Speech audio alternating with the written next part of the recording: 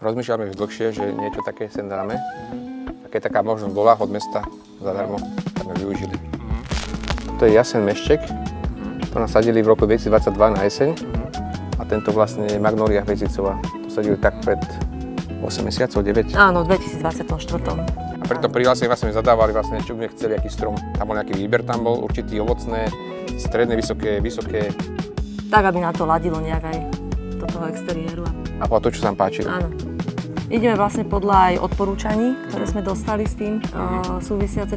Potrebovalo to dostatočnú závlahu, takže myslím, že sa to darí pekne. Tuto sme trošku čakali dlhšie, ale ono sa to potom na ten ďalší rok krásne takto rozrastlo, takže tá koruna ide viac a viac. A tento takisto, ja si myslím, že to sa hneď ujalo, ako to bolo zasadené, takže takisto. Dostali sme tieto kolíky k tomu zadarmo.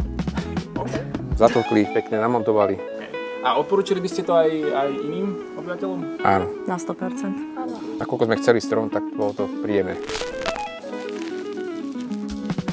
Ani sme mali dobrý kyslík na túto zem.